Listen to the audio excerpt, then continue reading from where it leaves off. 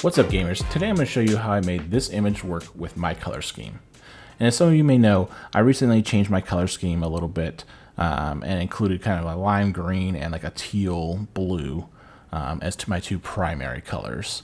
And from this image, you can see those colors don't really kind of mesh well with these colors. So I still wanted to make a post about the Cold War zombies coming out, but still make it work with my color scheme.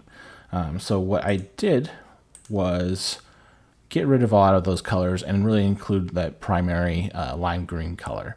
So today I'm going to show you how I accomplish this. So let's get started. First off, I am going to go up here and create a new composition. And we're going to make this 1080 by 1080. And hit OK.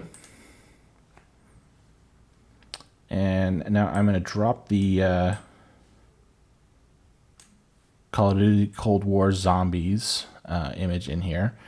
And I need to scale this out so just so there's no black gap here. So with that layer selected, I'm going to hit S for scale. And I'm going to bring this up a little bit. 113. I hit OK, enter. And with this layer selected, I'm going to go to Effects, Color Correction, and Lumetri Color. And under Basic Correction, I'm going to bring the saturation all the way down to 0. So I'm getting rid of all the color in this image. This image still looks a little bit flat, so I'm going to play with the contrast a little bit. I'm going to bump up the contrast. Maybe play with my highlights and shadows, just so we get the darks looking really dark and the lights looking pretty white.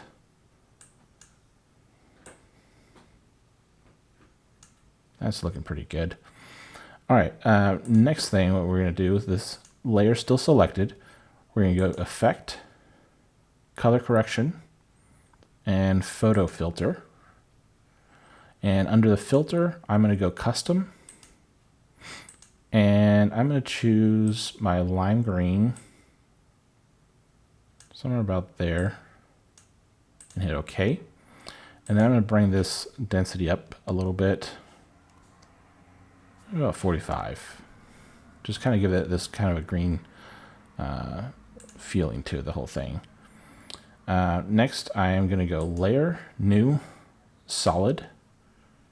And I'm going to select this lime green and hit OK. And that makes that lime green solid the exact size of my entire composition. Now with that layer selected, I am going to go Effect, Transition, Linear Wipe. And I want this to be at the bottom. So I'm going to go 180 for the wipe angle. And I'm going to bring up the transition completion, like 80, maybe 90. And then I'm going to feather this quite a bit, probably like 1,000.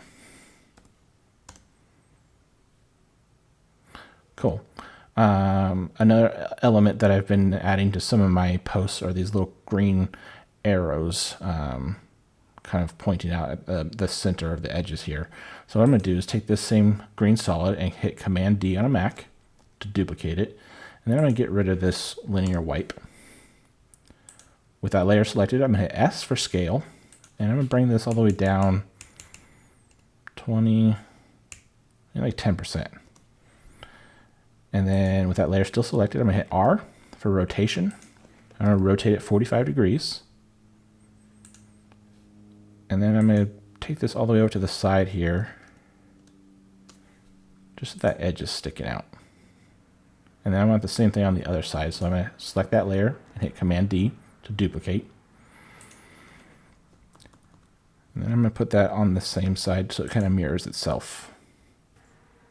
All right, a couple other elements I want to add to this. I have this dot pattern. And I need to lower the opacity of these dots because that stands out quite a bit here. So I'm going to hit T. And that brings up my opacity. And I'm going to bring this down maybe about 40%.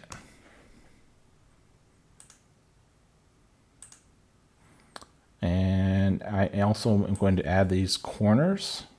another little element that I've added here. And let's add a text layer with our handle.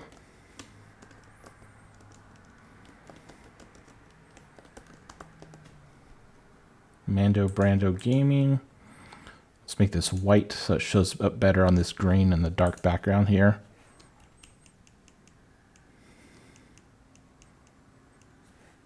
And maybe make that a little bit more bold. Cool. That'll about do it for today's tutorial. Don't forget to subscribe to this channel for more tutorials on graphics for gamers. And as always, stay frosty.